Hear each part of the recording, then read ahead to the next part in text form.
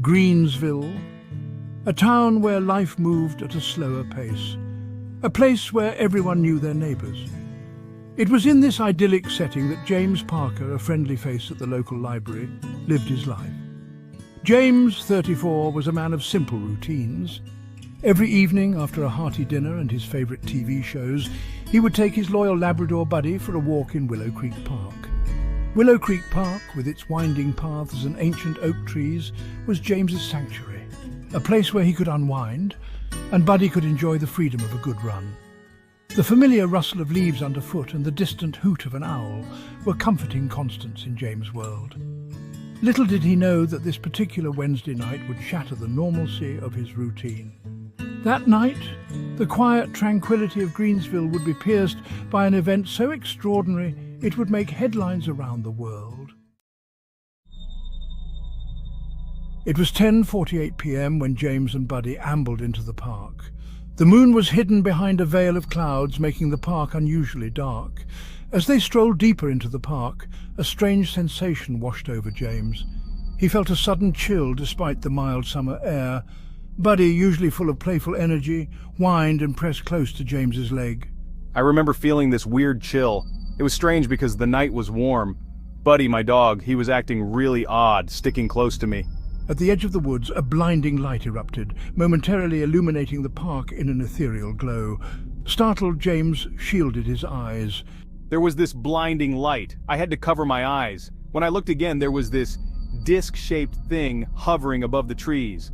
Witnesses later described seeing a beam of light engulf James and Buddy before they vanished. The light then retracted and the object shot upwards, disappearing into the night sky as quickly as it had arrived. When James regained consciousness, he was lying on a cold metallic surface. Disoriented and afraid, he sat up and called out for Buddy. The faithful Labrador whimpered from beside him, equally bewildered. They were in a brightly lit circular room. The air hummed with a low frequency, and an array of unfamiliar symbols glowed on the smooth walls. I woke up on this cold metallic surface. I was disoriented and scared. I called out for Buddy and he was right there, just as confused as I was.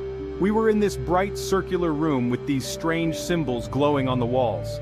James described beings that approached him as tall and slender, with smooth grey skin and large black eyes. He couldn't recall any verbal communication, but he felt a sense of curiosity emanating from them. They seemed to be studying him, their eyes scanning his body. These beings, they were tall and slender with gray skin and big black eyes. They didn't speak, but I felt like they were curious about me. They were studying me, their eyes scanning my body. James remembers a feeling of weightlessness, like he was floating. He saw images projected in front of him, swirling galaxies, unknown planets, and complex mathematical equations he couldn't begin to comprehend. I felt weightless, like I was floating. I saw these images, galaxies, planets, and math equations that I couldn't even understand. It was surreal. The following morning, news of the strange events at Willow Creek Park spread like wildfire. Local news crews flocked to Greensville, eager to interview witnesses and dissect the grainy security footage that captured the incident. UFO enthusiasts and skeptics alike descended upon the town, turning Greensville into a hotbed of speculation and debate. The clarity of the object and the speed at which it disappeared are unlike anything I've ever seen. Her words fueled the public imagination, giving credence to James's incredible story. However, skeptics remained unconvinced. They pointed to the lack of physical evidence and the possibility of hoaxing in the age of advanced video editing. Local authorities, while baffled, urged the public to remain calm and refrain from jumping to conclusions. The events in Greensville ignited a global conversation about the possibility of extraterrestrial life.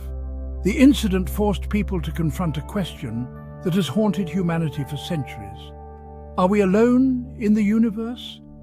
James's story, though met with a healthy dose of skepticism, served as a stark reminder of the vastness of the cosmos and the very real possibility that we are not alone. The idea that advanced beings could be observing us, studying us, perhaps even interacting with us in ways we don't yet understand, is both exhilarating and terrifying. It challenges our understanding of our place in the universe and raises profound questions about our past, present, and future.